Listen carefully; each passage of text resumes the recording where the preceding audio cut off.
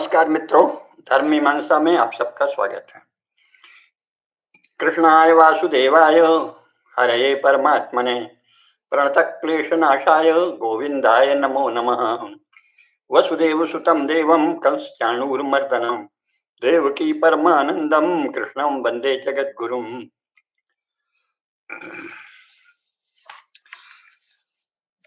एतद्देशप्रसूतस्य सकाशादग्रजन्मनः स्वं स्वं चरित्रं शिक्षेरन् पृथिव्यां सर्वमानवाः। आसमुद्रात् वै पूर्वात् आसमुद्रात् तु पश्चिमात् तयोरेवान्तरं गिर्यो आर्यावर्तं विदुर्बुधाः। मित्रों, आज का जो विषय है वो राष्ट्र की समर्थ गतिशीलता के लिए आवश्यक आधारभूत नीतियों के विषय में है। हमने राष्ट्र के विषय में पहले चर्चा करना आवश्यक समझा, क्योंकि जब तक हम राष्ट्र के विषय में ही स्पष्ट नहीं होंगे तब परिवार आदि की जो बात होती है उसमें हम कभी भी सफल नहीं होंगे। क्योंकि हिंदू राष्ट्र विशेषकर जो है वो जिन आधारभूत संरचनाओं से अनादिकाल से चलता रहा है वो वही संरचनाएं हैं जो छोटे स्तर पर परिवार और कुल समूह और ग्राम आदि श्रेणियां, निगम, संघ आदि, संप्रदाय आदि, इन सब स्तरों पर वही सिद्धांत चलते हैं। एक ही सिद्धांत है, वो सार्वभौम सिद्धांत है। इकाई छोटी है या बड़ी उसके अनुसार उसमें केवल मात्रा का नहीं गुण का भी अंतर आ जाता है, लेकिन आधारभूत चीजें जानना चाहिए। तो इसीलिए हमने इस बार राष्ट्र, संगठित हिंदू राष्ट्र के लिए आधारभूत नीतियां क्या हों, इस पर चर्चा आवश्यक समझा। अब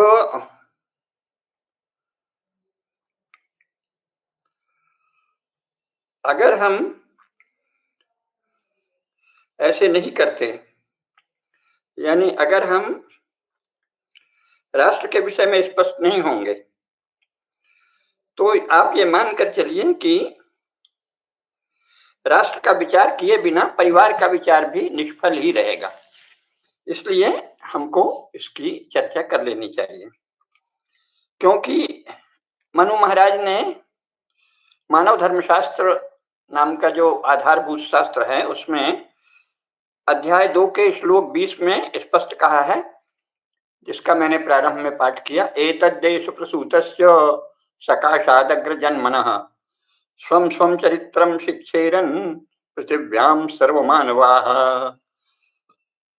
इस देश में जो पूर्वज हुए हैं, पूर्व में प्रतापी अग्र जन्मना हुए हैं, श्रेष्ठ लोग हुए हैं, ब्रह्मा की संतानें, फिर उनकी और संतानें, श्रेष्ठ ऋषि मुनि ब्राह्मण, और फिर उनके अनुगत संपूर्ण समाज, उनके चरित्र से ही पृथ्वी के सब मनुष्यों को सीखना चाहिए, ये कहा है। तो जैसा मैंने कहा कि परिवार भी तो मनुष्यों का ही एक समवाय है, और कम से कम भारतवर्ष के लिए तो ये होगा ही कि परिवार भी तभी सुंदर, गतिशील, सामंजस्यपूर्ण और श्रेष्ठ रहेगा जब राष्ट्र सामंजस्यपूर्ण, गतिशील, सुदृढ़ और धर्म में रहे। तो इसलिए इस विषय को जानना आवश्यक है। आज के जो प्रश्न हैं, आज की जो बातें हैं, उसमें से अगर कोई प्रश्न आएंगे तो आप उन्हें, जैसा हमने पहले बताया था, ईमेल में या जयराज को भेजेंगे जो इसके संयोजक हैं धर्म मीमांसा के, और फिर उनका उत्तर भी हम देंगे। और अगले शनिवार को हम लोग परिवार के विषय में, इसी ये आधारभूत चीज है राष्ट्र, परिवार उसी की एक छोटी इकाई है। जब तक आप राष्ट्र के विषय में स्पष्ट नहीं है तो परिवार के विषय में आपकी स्पष्टता असंभव है। आपको भ्रम हो सकता है कि हम तो परिवार के विषय में अच्छे से सोच लिए हैं तो परिवार, लेकिन वो नहीं चलेगा। कैसे नहीं चलेगा ये हम अगली बार बताएंगे। तो इस बार हम संगठित हिंदू राष्ट्र के लिए जो आधारभूत नीतियां आवश्यक हैं उन पर चर्चा करेंगे। हम सभी जानते हैं कि भारत हिंदू राष्ट्र है। इसका हिंदू राष्ट्र होने का क्या अर्थ है? हिंदू राष्ट्र होने का अर्थ है कि प्रकृति से ही यह राष्ट्र मानव धर्म का पालन करने वाला है। जो मानव धर्म का पालन करने वाला राष्ट्र हो उसको ही हिंदू राष्ट्र कहते हैं। मानव धर्म क्या है? ये मानव धर्म शास्त्र में सबसे पहले लिखा है। धृति क्षमा दमो स्तेयम शौचम इंद्रिय निग्रह धीर विद्या सत्यम अक्रोध दशकम धर्म लक्षणम। ये आधारभूत धर्म है। इन धर्मों का सभी नागरिकों के लिए पालन जब अनिवार्य हो जाएगा तो वो हिंदू राष्ट्र होगा। महत्व की बात यह है कि अभी के सभी राजनीतिक दल भी और प्रबुद्ध समूह भी सदा राष्ट्र की उन्नति और उत्कर्ष की बात करते रहते हैं, परंतु विगत 80 वर्षों में किसी भी राजनीतिक दल ने या किसी भी प्रबुद्ध समूह ने कोई स्पष्ट नहीं किया है कि राष्ट्र की उन्नति से उनका वास्तविक अभिप्राय क्या है, विशेषकर राष्ट्र की उन्नति के आधारभूत सिद्धांतों के विषय में उनकी मान्यता क्या है। इतनी इंडस्ट्रीज लग जाएं, इतने टेक्नोलॉजिकल एडवांसमेंट हो जाए, सड़क अस्पताल तो पुरानी चीज बन गई, अब उससे बहुत आगे चल के आधुनिकतम संचार साधन हो जाएं, परिवहन साधन हो जाएं, बड़े बड़े बांध हो जाएं, सिंचाई की योजनाएं बन जाएं, उपभोग के सामान आ जाएं, ये तो ठीक है, लेकिन क्या ये एक सुदृढ़ और शक्तिशाली और सामंजस्यपूर्ण राष्ट्र के लिए पर्याप्त है? अगर ये पर्याप्त होता तो हमने काफी प्रगति की है 1947 के बाद। जैसे ही हमने अंग्रेजों को मार भगाया उसके बाद बहुत प्रगति की है। तो अब तक फिर कोई असंतोष नहीं रहता। सामंजस्यपूर्ण, शांतिपूर्ण, समृद्धिपूर्ण ये राष्ट्र प्रेम से रह रहा होता, इसके सभी परिवार रह रहे होते, लेकिन ऐसा नहीं। इसलिए इस विषय में राष्ट्रीय विमर्श की आवश्यकता है। इसीलिए मैंने पूज्य सुदर्शन जी के कहने पर कई वर्षों पूर्व राष्ट्रीय विमर्श का आह्वान, आज से 25 साल 26 साल पहले एक पुस्तक लिखी थी, जिसकी भूमिका भी राष्ट्रीय स्वयंसेवक संघ के तत्कालीन सरसंघचालक परम पूज्य कुप्पहड़ली सीतारामैया सुदर्शन जी ने लिखी थी। उसमें हमने उन महत्वपूर्ण मुद्दों को उठाया था जिन पर विचार करना राष्ट्रीय विमर्श के लिए, राष्ट्र संबंधी विमर्श के लिए आवश्यक है, परंतु उस पर सुदर्शन जी ने भी उसकी संस्तुति की थी, आग्रह किया था, निर्देश भी दिया था कि इस पर विचार होना चाहिए। प्रज्ञा प्रवाह की बैठकों में भी उस पर चर्चा हुई, लेकिन उस पर जैसा विमर्श राष्ट्रीय स्तर पर होना चाहिए वो नहीं हुआ। तो इस पर शासन को राष्ट्रीय स्तर पर विमर्श करके, राष्ट्रीय स्तर पर पहल करके ऐसा विमर्श संपन्न करने का प्रयास करना चाहिए। यह संसद में ही एक व्यापक राष्ट्रीय विमर्श हो सकता है। तो इसमें जो मुख्य बात हमने कही थी कि स्वाधीन राष्ट्रों के राष्ट्र के आधारभूत कर्तव्य होते हैं। अंग्रेजों ने लगभग आधे भारत में बहुत से हिंदुओं और मुसलमानों की सहायता से 90 वर्ष राज्य किया, फिर चले गए, हमने उन्हें मार भगाया। भारत कभी गुलाम नहीं था, वो आए यहाँ छल बल से, हमारे ही बीच के बहुत से हिंदुओं और मुसलमानों को साथ लेके ये कह के कि हम स्वराज लाएंगे, स्वराज लाएंगे, गुड गवर्नेंस लाएंगे, बहुत अच्छा शासन लाएंगे, हमारा सहयोग करो, जो भी कुछ गड़बड़ी है तुम्हारे यहाँ वो हम दूर भगाएंगे। और बहुत से लोगों ने उसी में उत्साह से सहयोग दिया। फिर जब देखा कि ये तो इनकी लफाजी थी, जैसी लफाजी के लिए आजकल हमारे दलों के नेता भी बदनाम हो गए, तो जब देखा कि ये तो लफाजी है तो उनको मार भगाया। लेकिन अब अपने नेताओं को कौन मार भगाएगा? तो उनके बीच तो गंभीर संवाद और विमर्श ही आवश्यक है। तो स्वाधीनता के इतने वर्षों बाद अब विश्व समाज में एक परिपक्व राष्ट्र सदस्य के रूप में हमारा आचरण आवश्यक है। उसके लिए क्या कर्तव्य है, इस पर विचार बहुत आवश्यक है, क्योंकि ये हमारा दायित्व है। जैसा हमने पहले ही कहा कि मनु क्या कहते हैं, एतद् देश प्रसूतस्य सकाशादग्र जन्मना स्वम स्वम चरित्रम विक्षेरन् पृथिव्याम सर्व मानव। तो इसलिए ये बहुत आवश्यक है। सुखद बात यह है कि 2014 ईस्वी से श्री नरेंद्र मोदी जी के नेतृत्व में भारत सरकार इस दायित्व को एक सीमा तक भली भांति आचरण कर रही है। आर्थिक विषयों में और रक्षा विषयों में, सैन्य विषयों में उन्होंने वही किया है जो एक शक्तिशाली, समृद्ध और श्रेष्ठ राष्ट्र के लिए आवश्यक है। परंतु राष्ट्र के जो सनातन आधार रहे हैं वे तो सनातन धर्म के शास्त्रों में ही वर्णित है ना, और तो किसी ने अभी तक उनका निरूपण नहीं किया है। उन्हीं का थोड़ा अनुसरण करते हुए पंडित दीनदयाल उपाध्याय ने एकात्म मानव दर्शन अवश्य लिखा, लेकिन उस एकात्म मानव दर्शन में सूत्र ही वो दे पाए। अगर वो जीवित रहते तो शायद उसकी बहुत व्याख्या करते। यहाँ हमारे पास है, हमने एकात्म मानव दर्शन पर एक पुस्तक लिखी है 2 भागों में, जो पुनरुत्थान न्यास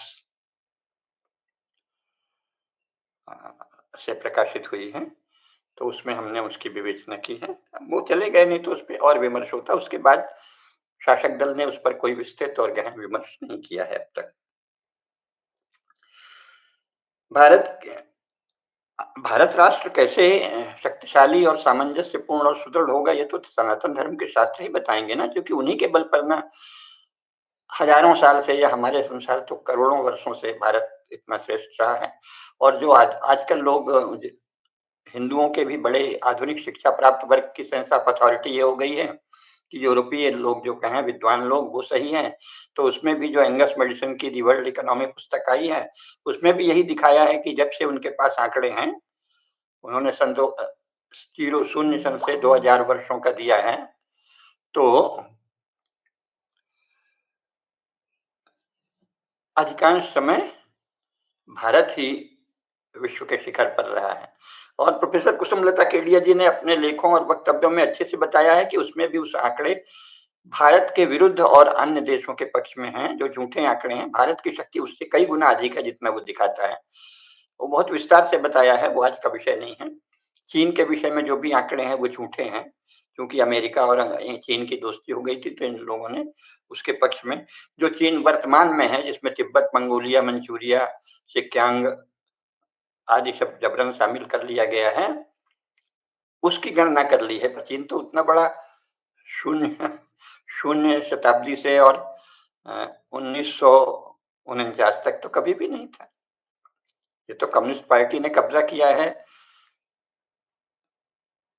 United states of America, England और फ्रांस तथा सोवियत संघ के सहयोग से, क्योंकि माओ ने द्वितीय महायुद्ध में जर्मनी के विरोध में इनका साथ दिया था, तो उन्होंने बख्शीश दी है। वो कहा जितना चाहो कब्जा कर लो। तो उसकी उस पूरे इलाके के भौगोलिक क्षेत्रफल के हिसाब से एक सीमित इलाके में जितना होता है उसका कई गुना गणना करके उसने दिखा दिया, जो फ्रॉड है, जालसाजी है, झूठ है, सही नहीं। चीन तो इतना बड़ा जो 1949 से कम्युनिस्ट पार्टी के कब्जे में कृत्रिम रूप से बनाया गया है, उतना तो था नहीं, इसलिए उसके आंकड़े झूठे हैं। तो भारत ही जो भी ज्ञात इतिहास है और जो हम लोगों के पास इतिहास है, दोनों ही स्तरों पर विश्व में सदा ही शीर्ष स्थान पर रहा है। तो ये उन्हीं सिद्धांतों, उन्हीं नियमों के पालन के कारण जो सनातन धर्म के शास्त्रों में वर्णित है। परंतु ये जो हमारे शास्त्र हैं, हमारे जिन्हें धर्मशास्त्र कहते हैं, उनमें तो दर्शन, अध्यात्म, धर्म, राजनीति, जिन्हें अब समाज शास्त्र कहते हैं, वित्त शास्त्र कहते हैं, मनोविज्ञान कहते हैं, ये सारे ही विषय उनमें हैं। और ऐसे हैं जो दुनिया में और कहीं नहीं है, इतने प्राचीन समय में इतने विस्तार से। विधि, लॉ, उसका भी है, व्यवहार का है, चिकित्सा, वास्तु, स्थापत्य, व्यापार, वाणिज्य, शिल्प, प्रतिमा निर्माण, भवन निर्माण, वस्त्र निर्माण, सभी के तो शास्त्र हैं हमारे यहाँ, है ना। गृह, पाक कला, भोजन संबंधी कलाएं, जितनी 64 कलाएं जो हैं, जितनी भी संभव हैं, सबके विषय में हमारे पास बहुत ही विकसित शास्त्र हैं। मनुष्य चिकित्सा, पशु चिकित्सा, पक्षी चिकित्सा, सारी चिकित्सा के शास्त्र हैं। गज चिकित्सा, अश्व चिकित्सा, सबके शास्त्र हैं। वृक्ष आयुर्वेद है। पर्यावरण संबंधी विस्तृत चिंतन सबसे ज्यादा तो हिंदू धर्म में, सनातन धर्म में ही है। तो वो तो हमारी शिक्षा व्यवस्था से बहिष्कृत रहे। अब पिछले वर्ष जो उन्होंने नई शिक्षा नीति बनाई है, उसमें थोड़ा सा कहा है कि इंडियन नॉलेज सिस्टम को हम स्थान देंगे, लेकिन वो इंडियन नॉलेज सिस्टम से कहने की क्यों आवश्यकता पड़ी? जब वो इंडिया को भारत कहने लगे हैं, तो भारतीय ज्ञान परंपरा, भारतीय प्रज्ञा परंपरा, ये सब होना चाहिए ना। वस्तुतः है, भारत सरकार को एक प्रज्ञा मंत्रालय स्थापित करना चाहिए, जिसमें भारत की प्रज्ञा पर अलग से शीर्ष स्तर पर उच्च स्तरीय उच्च शिक्षा में भारतीय प्रज्ञा का विमर्श हो, भारतीय प्रज्ञा के विभाग हों विश्वविद्यालय में, मानविकी संस्थानों में उच्च स्तर पर। लेकिन ऐसा तो नहीं हुआ। अब भारत में जो ईसाइयत और इस्लाम के जो शीर्ष संचालक हैं, वो दुर्भाग्य से अभारतीय बुद्धि से भरपूर है। तो भारत सरकार को पहल करना चाहिए, थोड़ी-सी पहल मोदी जी और राष्ट्रीय स्वयंसेवक संघ ने की है कि भारतीय ईसाइयत और भारतीय इस्लाम का उदय हो, वो अभी शेष है। यहाँ एक चीज़ स्पष्ट कर देनी चाहिए कि भारत के सभी नागरिक भारतीय कानून से, भारतीय विधि व्यवस्था से, भारत राज्य के नागरिक कानूनों से शासित हैं। इसलिए उनके अनुचित कार्यों का नियंत्रण भी राज्य का दायित्व है। इतने वर्षों से राज्य ने ये दायित्व ठीक से नहीं निभाया है। क्यों नहीं निभाया, ये राज्यकर्ता देश को बताएँ और देश राज्यकर्ताओं से पूछे। हिंदुत्व के प्रति सहज भाव रखने वाले बहुत से लोग इस्लाम और मुसलमान के शीर्ष संचालकों पर इसके लिए अभियोग लगाते हैं। पर वो तो जैसे ब्रिटिश शासन था, उससे पहले मुस्लिम शासन कुछ इलाकों में था, उसके अधीन हिंदू समाज की ये मानसिकता हो गई थी कि भाई तुम सरकार ये गलत कर रही है, सरकार भेदभाव कर रही है, तो उसी उसी मानसिकता में अपने आप को हिंदुत्वनिष्ठ कहने वाले पढ़े लिखे बहुत से लोग उसी मानसिकता में कैद हैं। सोशल मीडिया में तो 90, 95 बल्कि 99% लोग उसी मानसिकता में कैद हैं। परंतु तथ्य यह है कि न तो ईसाई और मुस्लिम और न ही कम्युनिस्ट समूहों के पास अपनी कोई अलग वैध सेना है, न कोई अलग राज्य है। वो तो भारत राज्य का ही अंग है और भारत की सेना उनका भी शासन कर रही है। अतः ऐसे में मुख्य दायित्व तो भारत शासन का है। अगर कोई अवैध रूप से सैन्य संगठन और प्रशिक्षण केंद्र चलाए जाते हैं, तो उनमें से कुछ का दमन तो मोदी जी और अमित शाह जी ने किया ही है, लेकिन संपूर्ण भारत में उन सब का दमन शासन का दायित्व है। व्यर्थ की मानसिक ग्लानि और आत्मधिक्कार से तो कोई राष्ट्र की उन्नति के सूत्र नहीं निकलेंगे। तो सबसे अधिक महत्वपूर्ण यह है कि राष्ट्र की इकाइयों की स्पष्ट पहचान हो और वो इकाइयां जो हैं पंजीबद्ध हों। जैसे शेड्यूल कास्ट नाम का एक काल्पनिक श्रेणी बना ली, शेड्यूल ट्राइब बना ली, अब तो ओबीसी भी बना लिया। तो ये तो सरकारों ने नए नए यूनिट्स बना लिए सोसाइटी के, है ना, काल्पनिक यूनिट्स, जो सनातन धर्म के किसी भी शास्त्र में इन इकाइयों का वर्णन नहीं। ये यूनिट तो बना ली, लेकिन जो सनातन धर्म शास्त्रों में वर्णित इकाइयां हैं और जो हिंदू समाज में सदस्य रही हैं, उन इकाइयों का की स्पष्ट पहचान करनी चाहिए और शासन के स्तर पर भी अभिलेख के रूप में भी उन्हें अंकित और सुरक्षित रखना चाहिए। तब उन सबके मध्य सामाजिक मर्यादा का विचार होगा। जाहिर है वो तो सार्वभौम जो नियम है उससे अपने आप हजारों साल से जब हम लोग मर्यादित रहे हैं, तो आगे भी होंगे। लेकिन जब ये नहीं किया जाएगा, नकली इकाइयां बनाई जाएंगी, ओबीसी, एससी, एसटी, जिनका कोई इतिहास नहीं है, जिनका कोई प्रमाण नहीं है, तो कैसे होगा? तो नकली इकाइयां बनाने से फिर सनातन धर्म के शास्त्रों में वर्णित नियमों का पालन कैसे होगा? क्योंकि वो इकाइयां तो भेदभाव पर आधारित हैं। तो ये सब जानना चाहिए। विभिन्न उपासना केंद्रों और उपासना रूपों की भी आधिकारिक जानकारी समाज को रहना चाहिए और उन संस्थानों में जैसे मदरसे हैं, मस्जिद है, चर्च है, इनमें हिंदू धर्म के विषय में क्या विचार होता है, ये सार्वजनिक किया जाना चाहिए। सार्वजनिक रूप से लोग घुले मिलें और शासन के संज्ञान में हो, पब्लिक डोमेन में आए कि भाई ये विचार रखते हैं, तो इसके बाद हम क्या करेंगे। बहुत से संगठन हैं जो मुसलमानों से घुलने मिलने की बात बहुत ज्यादा नया करने लगे हैं। मुस्लिम मंच है, राष्ट्रीय मुस्लिम मंच, अन्य संगठन भी हैं।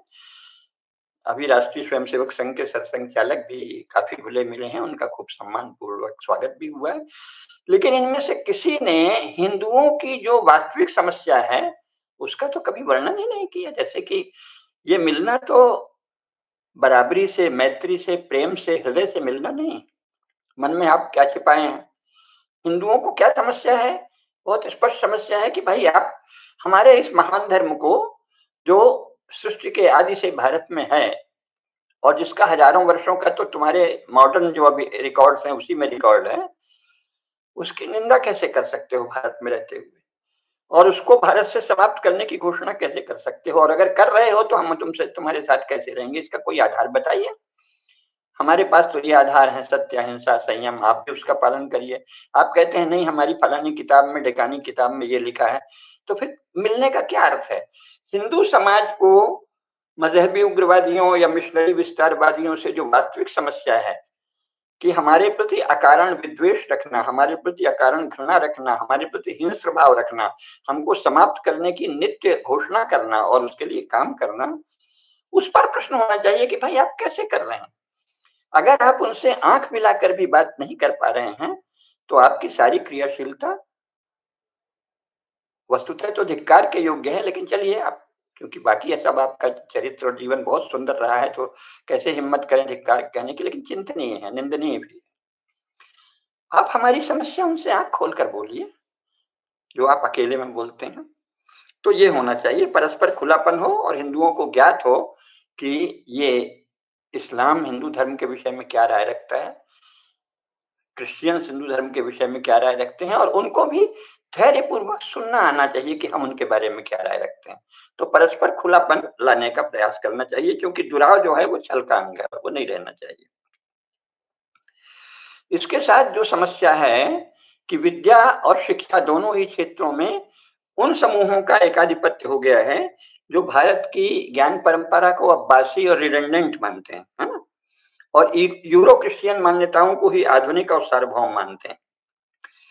अब अगर 80 वर्षों से यही लोग हैं, और अभी भाजपा के आने पर भी मुख्यतः यही लोग शिक्षा और विद्या के नाम से कार्य कर रहे हैं, थोड़ा इंडियन नॉलेज सिस्टम वगैरह कर्मकांड कर देना अलग बात है। तो ये इस पर चिंतन होना चाहिए, राष्ट्रीय विमर्श होना चाहिए कि इसका परिणाम तो भयावह है। क्योंकि इसका परिणाम भारत में ये होने वाला है कि भारत जो है वो क्रिश्चियनडम की, यानी यूरो ईसाई सभ्यता की एक इकाई हो जाएगा, एक शाखा हो जाएगा। उसी को कह दिया जाएगा कि भारत आधुनिक हो रहा है। अगर आप euro Christian knowledge system, euro Christian social प्रथा सिस्टम्स और सोशल फिलॉसफी और सोशल प्रिंसिपल्स और सोशल प्रैक्टिसेस उनको लागू करते हैं, तो इसका अर्थ है कि आप भारत को यूरोपीय क्रिश्चियनडम की एक शाखा बनाना चाहते हैं, जिसका मुख्य अर्थ है कि हिंदुओं को बनाना चाहते हैं क्रिश्चियन चर्च की ही एक विशेष शाखा। अन्यथा वो अगर पढ़ भी रहे हैं तो उनसे हिंदुओं की ओर से प्रश्न होना चाहिए कि आप इसमें हिंदू धर्म के विषय में क्या सोचते हैं और क्यों सोचते हैं, अगर आप शुभ नहीं सोचते तो। और दूसरा, हिंदुओं को तो वो शिक्षा नहीं दी जानी चाहिए ना आधुनिकता के नाम पे, ह्यूमैनिटीज में आधुनिकता के नाम पर आप यूरो क्रिश्चियन शिक्षा या यूरोपियन शिक्षा कैसे दे सकते हैं, जबकि समस्त शिक्षा वृद्ध संवाद है, हमने कई बार बताया है। अपने समाज के वृद्ध लोगों से, ग्रोन अप पीपल से संवाद करना यही शिक्षा है। और आप तो भारत के बच्चों को ह्यूमैनिटीज के क्षेत्र में भी Plato, Aristotle, Kant, Hegel, Marx, Machiavelli, अमुक तमुक ये सब पढ़ाते हैं, और जरा सा कुछ भारत के लोगों को बता देंगे, वो भी निंदा के संदर्भ में, आज वो तो छिपाने लायक जैसे कोई चीज है। आपको पता ही नहीं है कि क्या छिपाने लायक है और क्या बताने लायक है। छिपाने लायक तो वो है जो आप पढ़वाते हैं विश्वविद्यालय में, बहुत ही लज्जास्पद है। अभी आज उसका विषय नहीं है, मैंने कई जगह उस पर भाषण दिए हैं। सोशल थियरी के नाम पे जो कॉन्ट्रैक्ट थियरी और ये सब बताते हैं, वो तो ये बताते हैं कि समाज प्रतिस्पर्धा से, एक दूसरे से ईर्ष्या द्वेष से, एक दूसरे के प्रति ऐसी प्रतिस्पर्धा कि दूसरे को पटक दो, धोखा दे दो, वंचना करो, लेकिन शिष्टाचार सभ्यता बनाए रखो।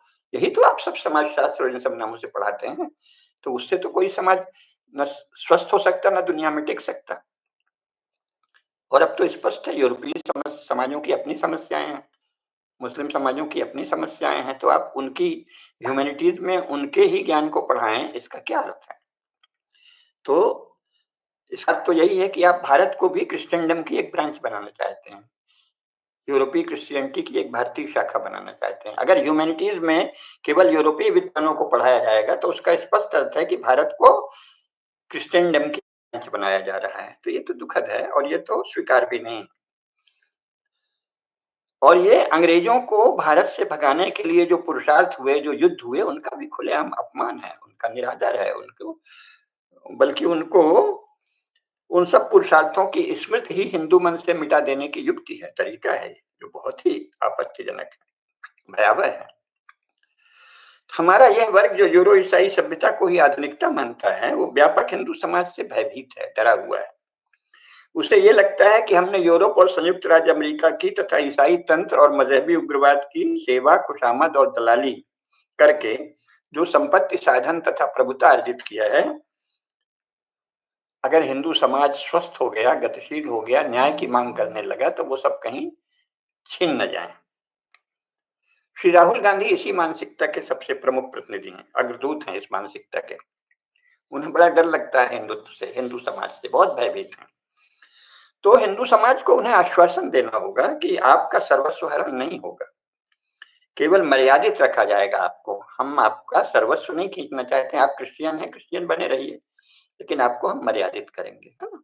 आप इस तरह से इस या उस बहाने से झूठ बोल के, छल बोल के हिंदू समाज और भारतवर्ष और भारतीय सभ्यता पर झूठे लांछन लगाना और आक्रमण करना, आरोप लगाना, इसकी आपको अनुमति नहीं होगी, है ना?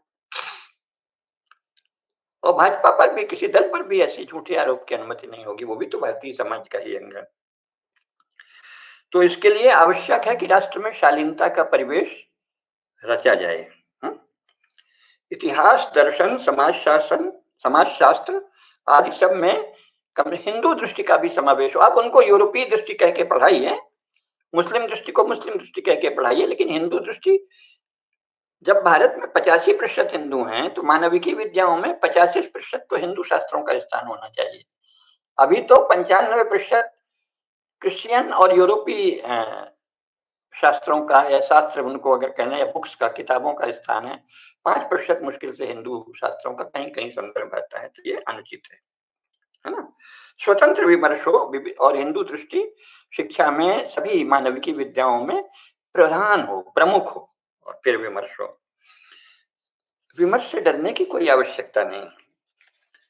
अब स्थिति क्या हो गई है कि हर शब्द को टेढ़ा-मेढ़ा कर दिया है। वैविध्य की बात करते हैं कि हमको बहुलता, विविधता हमारा स्वभाव, तो विविधता से क्या आशय है? हिंदू, मुस्लिम, ईसाई, ये थोड़ी विविधता है। ये तो परस्पर विरोधी समूह रह सकते हैं या नहीं, ये बहस की बात है, वो एक अलग बात है। क्योंकि हिंदू यानी मानव धर्म, और ईसाइयत और इस्लाम, इसमें तो अंतर्निहित विरोध है। ईसाई और इस्लाम तो मानव धर्म को मानते ही नहीं, वो तो मानते हैं, ईसाई कहता है कि हम रिलीजियस हैं, बाकी सब हीदन हैं, उनके गॉड्स फॉल्स गॉड्स हैं, और इस्लाम कहता है कि हम मोमिन हैं, बाकी सब काफिर हैं, और उनके जो भी उनकी पूजा पद्धति है, उसको खत्म करना हमको अल्लाह का हुक्म है। तो इसलिए ऐसा कैसे हो सकता है कि आप विविधता के नाम पे भारत में कहें कि हिंदू, मुस्लिम, ईसाई सबको रहने का अधिकार है? ये झूठ है। यानी इस अर्थ में झूठ है कि अगर आप कहें कि मुस्लिमों का अभी जो विचार है, जो हिंदू समाज के सामने आता है, सत्य क्या है ये मुसलमान विद्वान बताएँगे, वो चर्चा हो। अगर सत्य कुछ ऐसा है जो बहुत सुंदर है, जो हिंदुओं को सुनना, समझना, स्वीकार करना चाहिए, तो स्वागत है। इसी प्रकार क्रिश्चियनिटी का सत्य क्या है, ये क्रिश्चियन बताएँ, लेकिन उसका सार्वजनिक चर्चा हो। अगर वो कन्वर्जन को सत्य मानते हैं, अगर वो हिंदू धर्म के देवी-देवताओं को फ़ॉल्स गॉड मानते हैं, तो ये कैसे यहाँ रहने दिया जाएगा उनको? इस पे चर्चा होनी चाहिए खुल के कि ये तो असह्य नहीं है, हिंदू क्यों सहेगा और शासन क्यों सहेगा? अगर शासन सहेगा तो क्या वो हिंदूद्रोही शासन है? दुर्भाग्यवश कांग्रेस हिंदूद्रोही शासन सिद्ध हुआ है, क्या भाजपा भी रहने वाली है? तो इन पर चर्चा होनी चाहिए, है ना? तो हिंदू, मुस्लिम, ईसाई सब साथ रहें, इसको विविधता और बहुलता बताना झूठ है, छल है, और एक असंभव प्रयास है। जो कहे कि हिंदू तो कहे कि सबको, सभी उपासना पद्धतियाँ ठीक हैं, और मुसलमान और ईसाई कहें कि केवल हमारी उपासना पद्धति श्रेष्ठ है, तो ये तो स्पष्ट विरोध है, टकराव है, युद्ध है, वैर की स्थिति है। तो वैर की स्थिति का समाधान शासन का कर्तव्य है, उसको सब नागरिकों के बीच समाधान करना है। समन्वय का कोई एक सर्वमान्य आधार जो संपूर्ण विश्व में होता है कि भाई आप हमें गाली नहीं दे सकते, हम आपको गाली नहीं देंगे। आप हमको हमारी निंदा, हिंदू धर्म के विलोप की बात मत करिए, अन्यथा हम इस्लाम के विलोप का और ईसाइयत के विलोप की बात करेंगे, आपको अच्छा लगेगा। तो ये सब बातें समानता से लाने की आवश्यकता है, राष्ट्रीय विमर्श इन मुद्दों पर होना चाहिए। यहाँ तो विविधता के नाम से वही ला रहे हैं। बहुत से हमारे मित्र हैं जो भारत सरकार के बड़े-बड़े अधिकारी भी रहे हैं, उन्होंने साहित्य संस्कृति में विविधता, प्लूरलिज़्म प्लूरलिज़्म खूब रट्टा मारा, और उसका भाष्य ये कर दिया, ये तो धूर्तता की पराकाष्ठा है। प्लूरलिज़्म का अर्थ ये नहीं है कि हिंदू, मुसलमान और ईसाई सब साथ-साथ रहें। ये एक असंभव बात है, जब तक मुसलमान और ईसाई यूनिवर्सल वैल्यूज़ को नहीं मानते, यूनिवर्सल ह्यूमन वैल्यूज़ को नहीं मानते।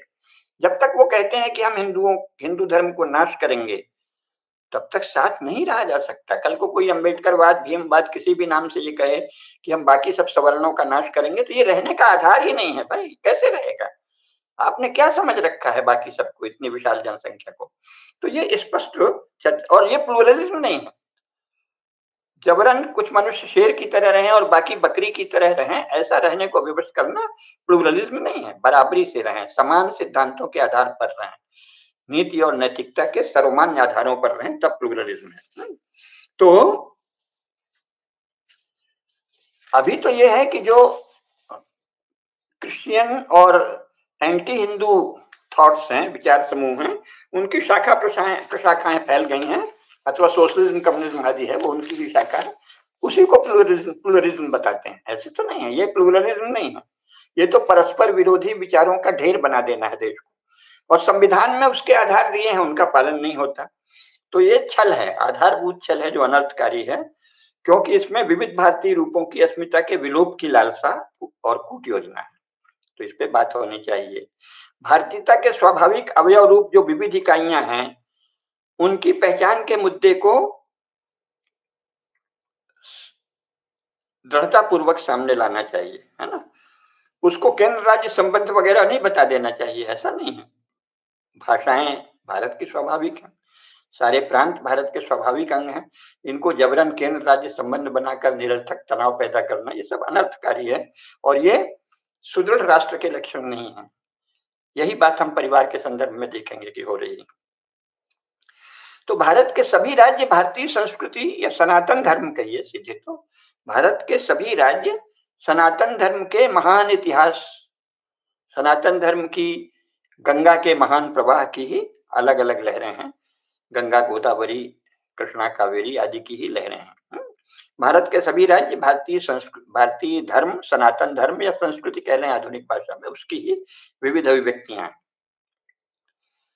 केंद्र राज्य के प्रश्न अलग बात है, वो राजनीतिक किस्म की चीजें हैं, लेकिन विविध ज्ञान परंपराओं और समुदाय परंपराओं का परस्पर संबंध जो है वो राष्ट्रीय व्यवहार का प्रश्न है, उस पर बात होनी चाहिए।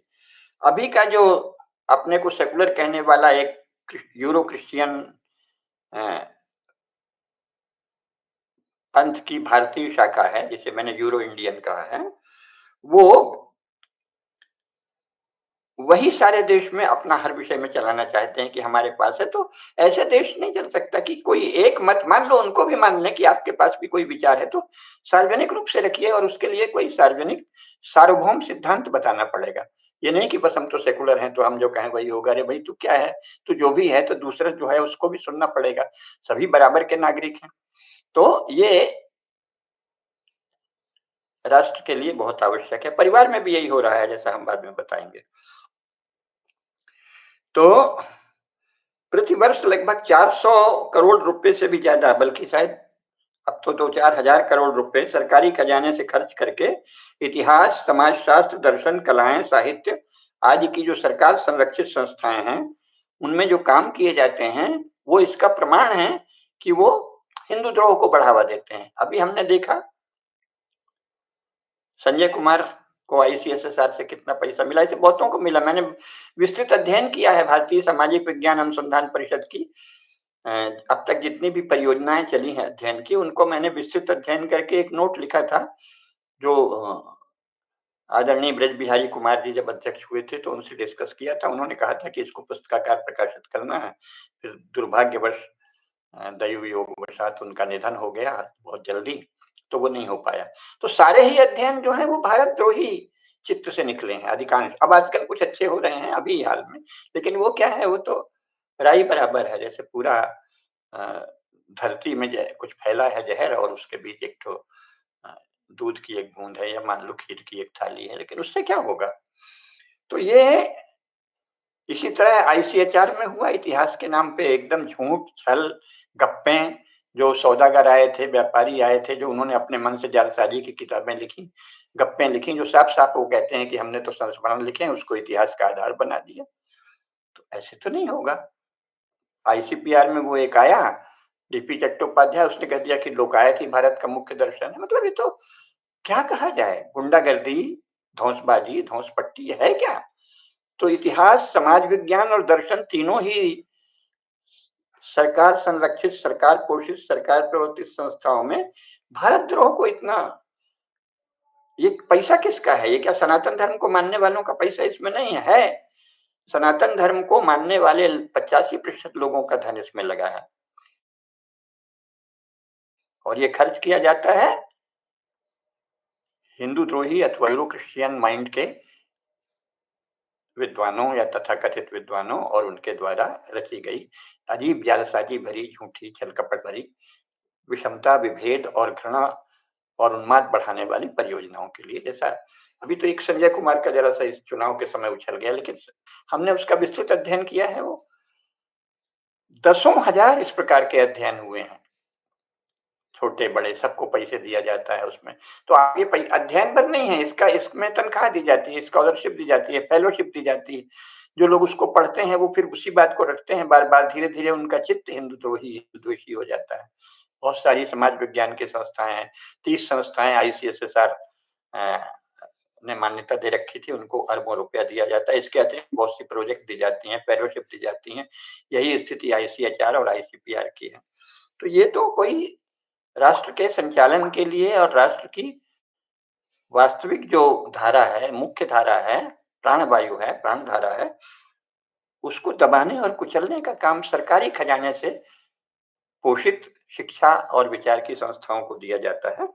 तो ये ठीक नहीं। तो इसको तो सार्वभौम न्याय के जो नियम हैं कि जितने प्रतिशत सनातन धर्म को मानने वाले लोग हैं, उनके विचार, उनके विचारों का पोषण कम से कम उतना प्रतिशत तो होना ही चाहिए। ये नहीं कहते कि आप उन्हीं का वर्चस्व कीजिए। और दूसरे सर्वमान्य आधार विकसित करने होंगे।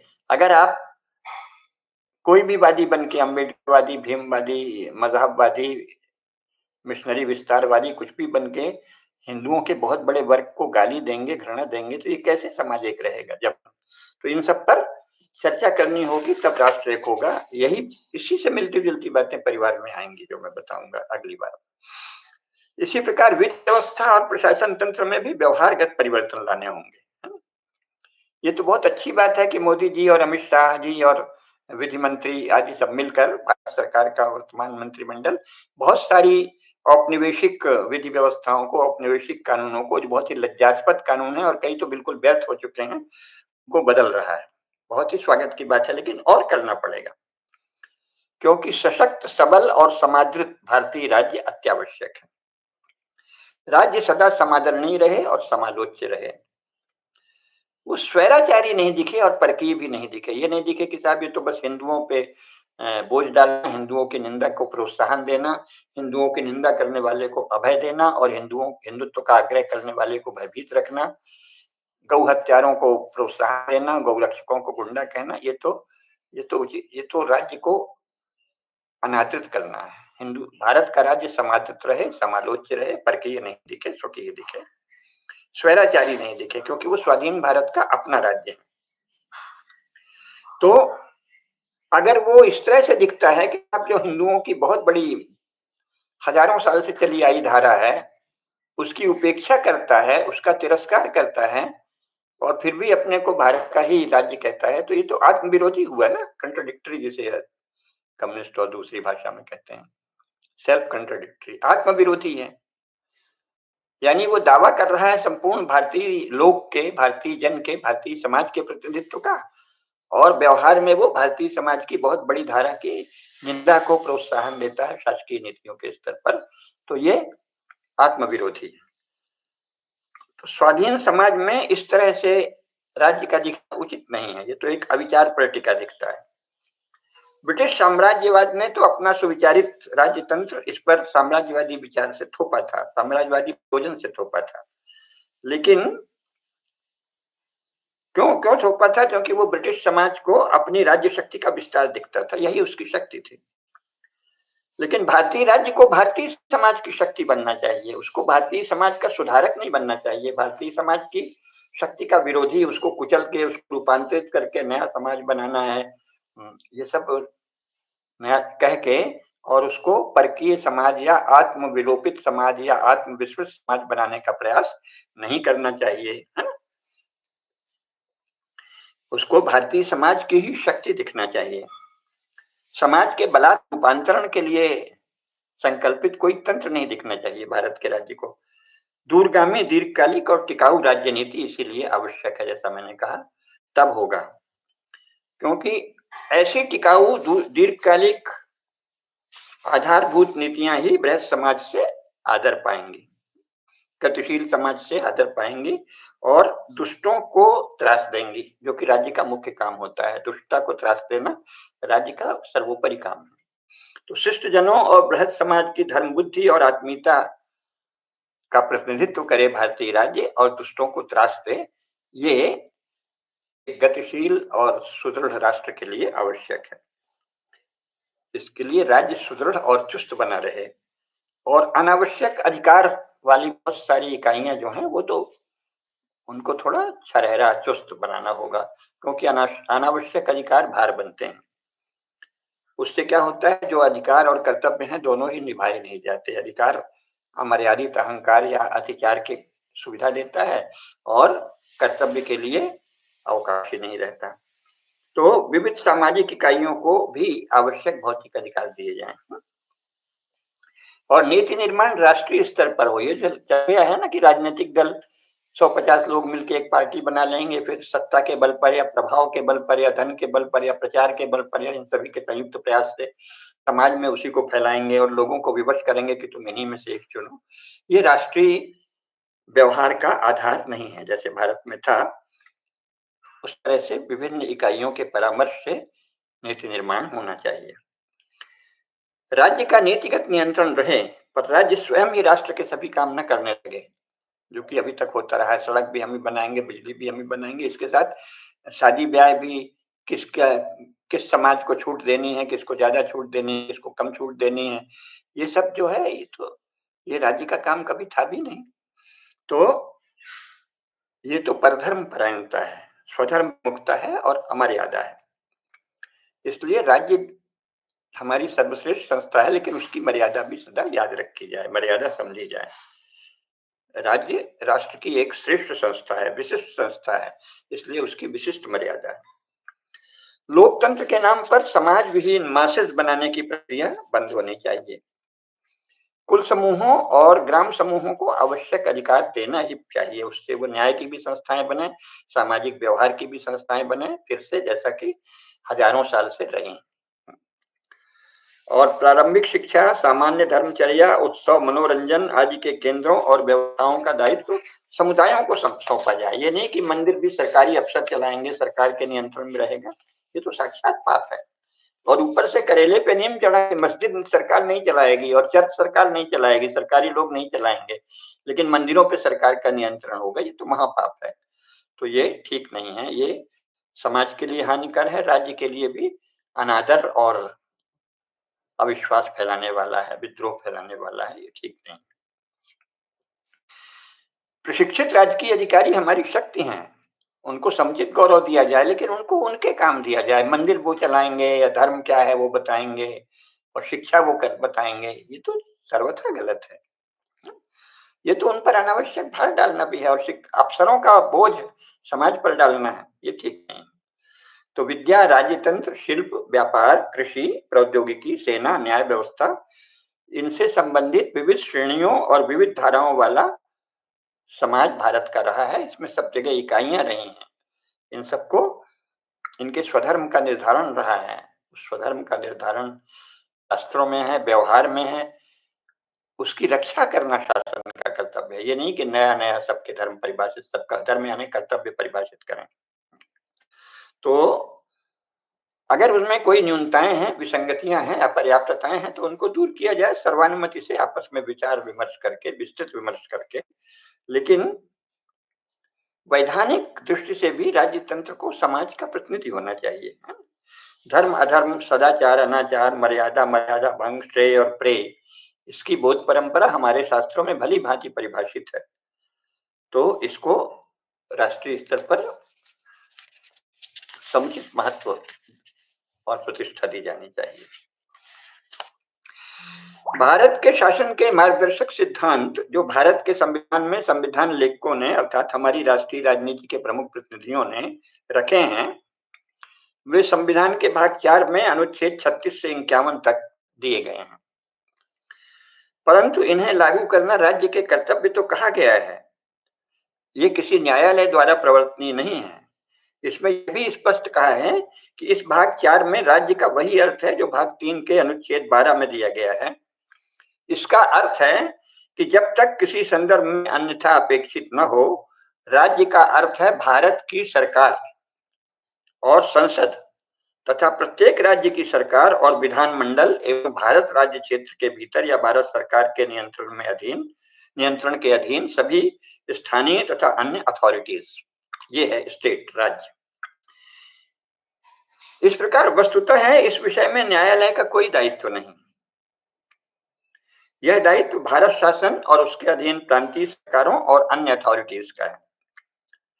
इसमें कहा गया है कि राज्य लोक कल्याण की अभिवृद्धि के लिए सामाजिक व्यवस्था बनाएगा और ग्राम पंचायतों का संगठन करेगा और नागरिकों के लिए एक समान सिविल संहिता बनाएगा, अनुसूचित जातियों, अनुसूचित जनजातियों और अन्य निर्बल वर्गों के लिए शिक्षा और आर्थिक क्षेत्र उनके आर्थिक हित में बढ़ोतरी करेगा, सामाजिक अन्याय और सभी प्रकार के शोषण से उनकी रक्षा करेगा, अंतरराष्ट्रीय शांति और सुरक्षा की अभिवृद्धि करेगा।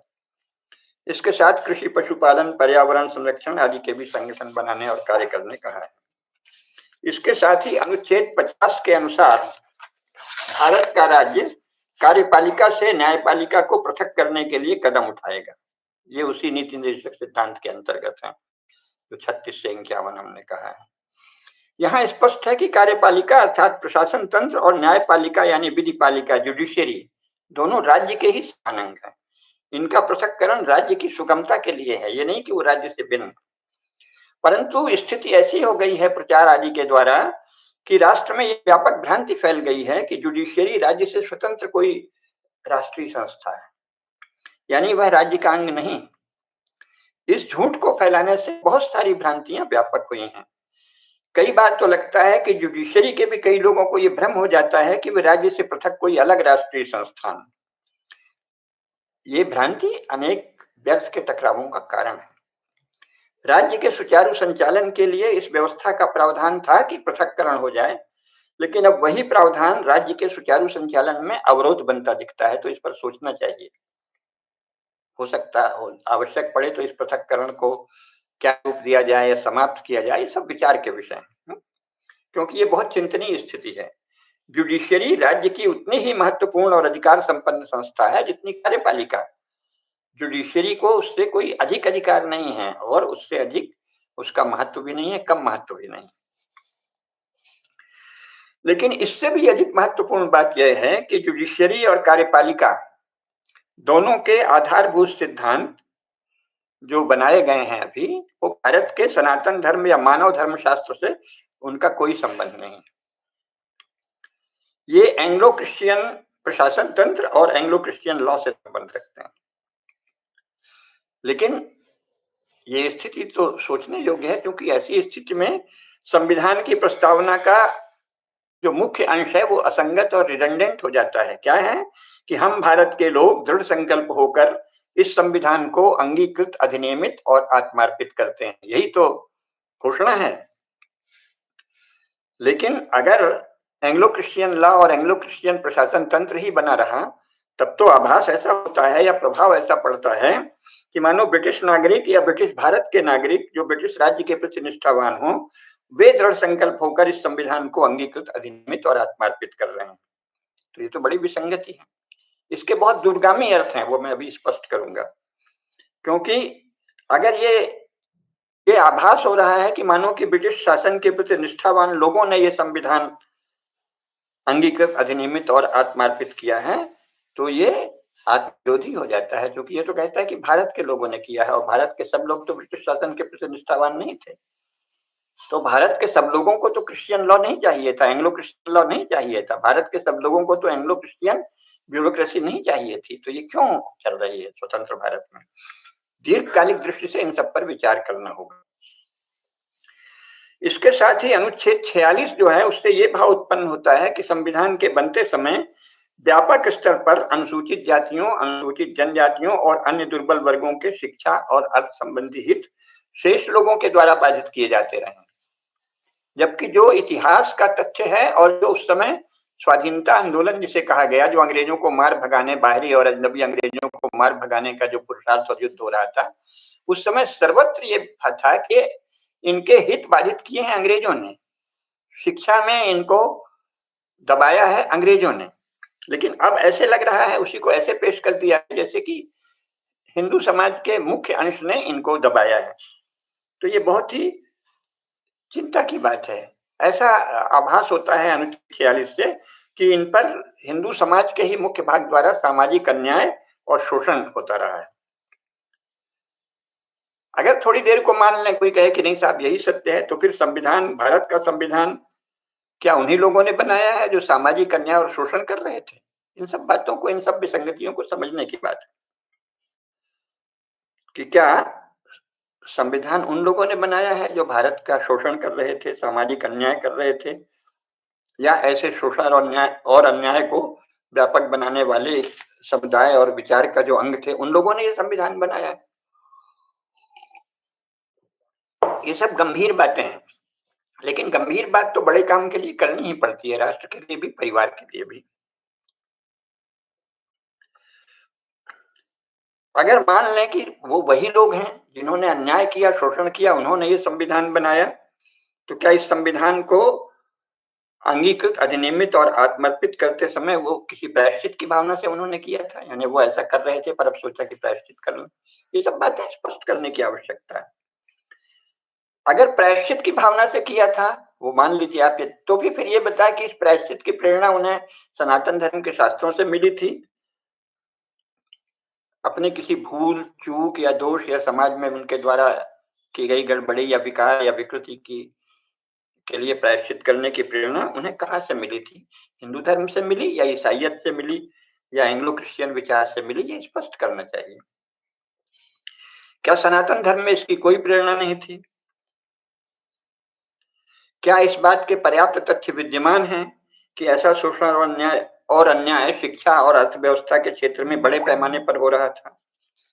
सत्य ये है कि ये बातें बिल्कुल स्पष्ट नहीं, क्योंकि तथ्य तो ये है कि स्वयं ब्रिटिश लोगों के द्वारा प्रकाशित, ब्रिटिश शासन जो उस समय था उसके द्वारा प्रकाशित जो आंकड़े हैं, उनके अनुसार 19वीं शताब्दी के आरंभ तक भारत के अनुसूचित जाति, अनुसूचित जनजाति के विद्यार्थी यानी बच्चे और बच्चियां वही शिक्षा पा रहे थे और उतनी ही मात्रा में पा रहे थे जितना हिंदू समाज के शेष लोग पा रहे थे। इसी प्रकार आर्थिक स्थिति भी उनकी वैसी ही थी जैसी व्यापक हिंदू समाज की थी। संपन्न लोग तो बहुत ही थोड़े थे, उनमें से ज्यादातर अंग्रेजों की कृपा से नए नए समृद्ध हुए थे और हो रहे थे, और अकृपा होने पर सरकारी लूट के द्वारा विपन्न बना दिए जाते थे। तो क्या उन थोड़े से अंग्रेजों की कृपा से संपन्न बने लोगों ने ही संविधान बनाया है? इन सब पर स्पष्टता लाने जरूरी है।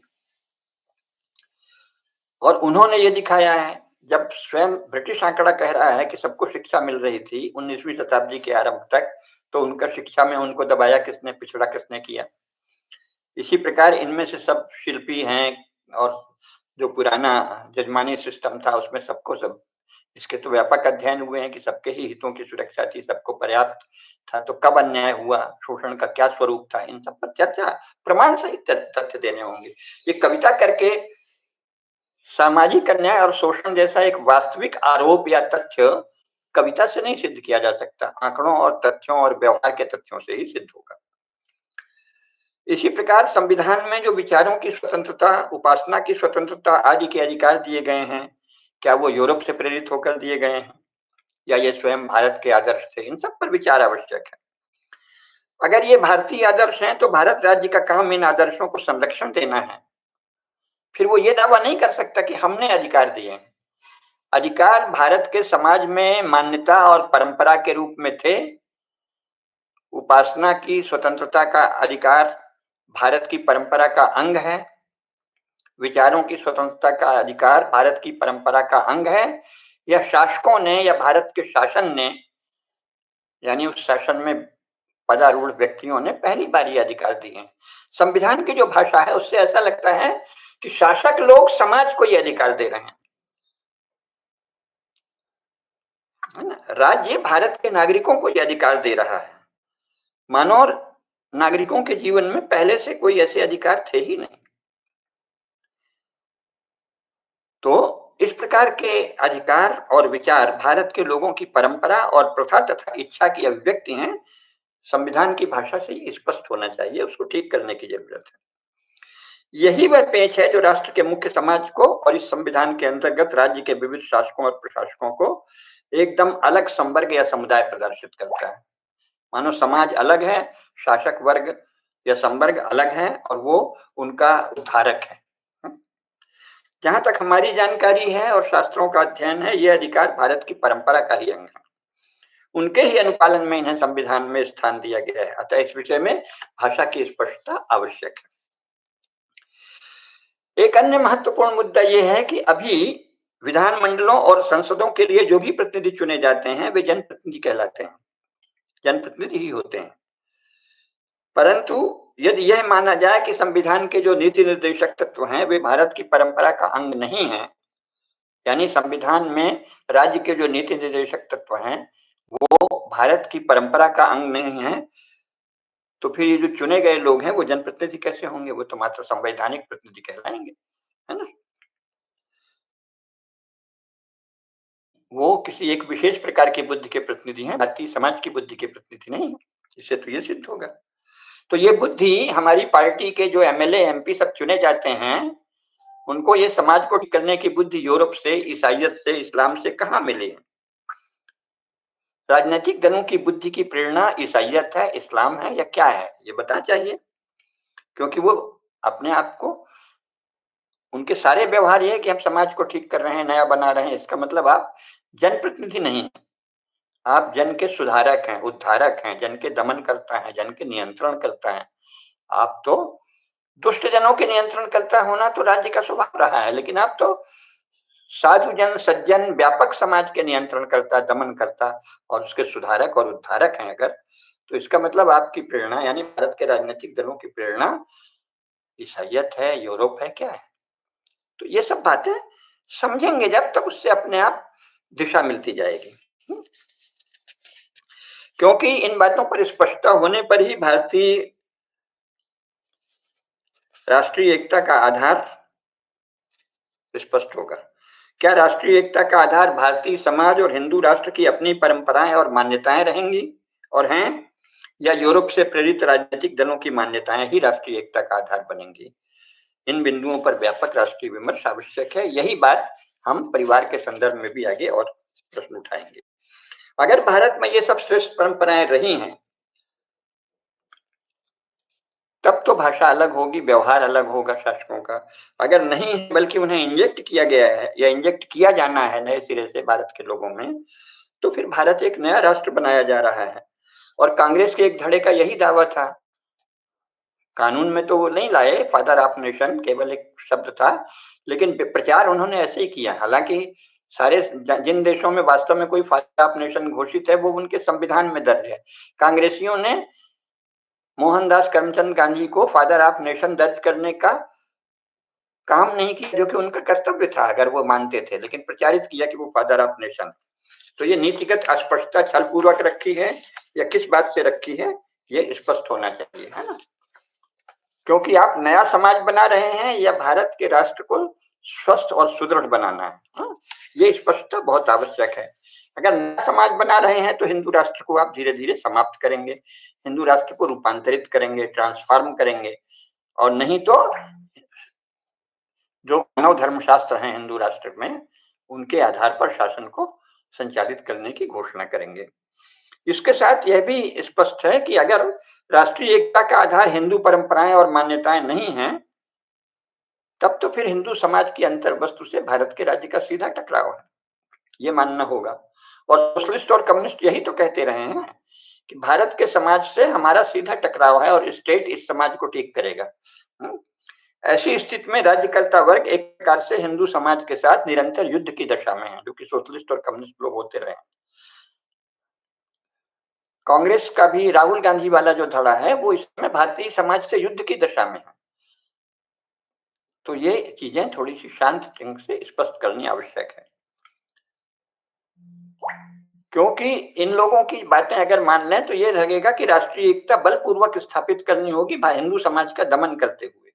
राष्ट्रीय एकता का स्वभाव नहीं है भारत का या हिंदुओं का, जैसे कि एकता हिंदुओं का स्वभाव नहीं है, बल्कि बलपूर्वक दमन करके हिंदुओं को राष्ट्रीय एकता लानी है। तो ये बहुत ही गंभीर बात है। हिंदू राष्ट्र की जो सनातन इकाइयां रही हैं, कुल समूह, ग्राम, ग्राम समूह, मेड़ी आदि जिन्हें कहते हैं, खाप पंचायतें, श्रेणियां, निगम, संघ, संप्रदाय और शिष्ट परिषदें, इनके आधार पर ही हिंदू राष्ट्र गतिशील रहा है। ईसाई मिशनरियों ने उन सबको अंधकार और अज्ञान की अभिव्यक्ति प्रचारित किया, बुराई की जड़ बताया।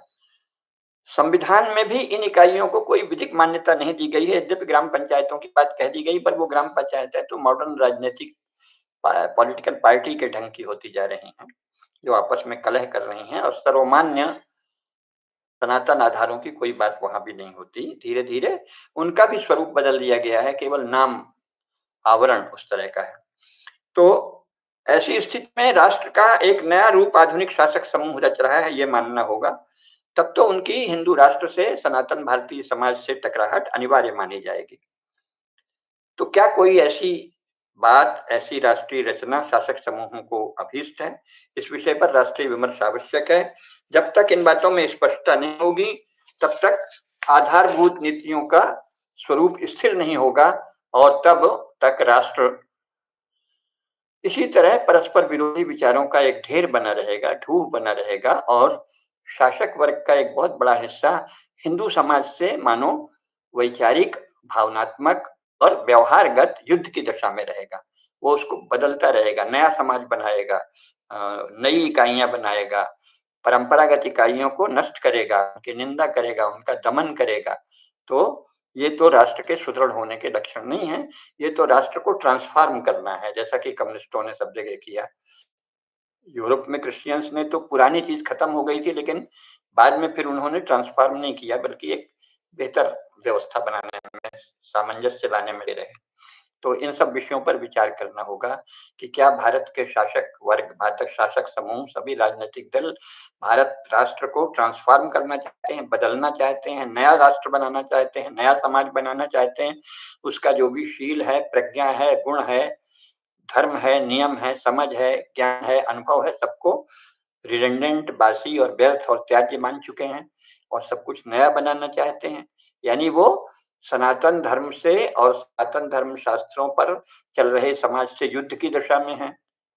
अगर ऐसा है तो ये स्पष्ट हो जाए, तो दूसरे ढंग से सोचना होगा कि ये तो बहुत लंबी लड़ाई है, और अगर वो हिंदू समाज के भी उतने ही जनप्रतिनिधि हैं जितना वो अन्यों का होने की कोशिश करते हैं, तो हमें राष्ट्रीय समाज के शाश्वत आधार, मानव धर्म शास्त्रों में प्रतिपादित सनातन आधार पुष्ट करने होंगे। उनके आधार पर राष्ट्र की इकाइयां, विशेषकर हिंदू समाज की इकाइयों को पहचानना होगा, उनको विधिवत पहचान कर उनकी शक्ति को सुनिश्चित करना होगा।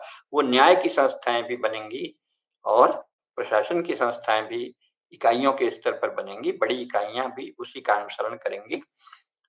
तभी ये एक सुदृढ़ राष्ट्र बनेगा। ये पृष्ठभूमि है इस बात की कि हम जिससे परिवार की रचना, परिवार को पुनः प्रतिष्ठा देने की बात जो आजकल की जा रही है, वो बिना राष्ट्र के विषय में स्पष्टता के परिवार के विषय में भी बस प्रोपेगेंडा और बातें और बड़ी-बड़ी बातें चलती रहेंगी व्यवहार में। अगर आप इन बातों पर स्पष्ट नहीं, परिवार के विषय में भी स्पष्ट नहीं हो सकेंगे। आज इतना ही। धर्म की जय हो, अधर्म का नाश हो, प्राणियों में सद्भावना हो, विश्व का कल्याण हो। नमः पार्वती पतये, हर हर महादेव।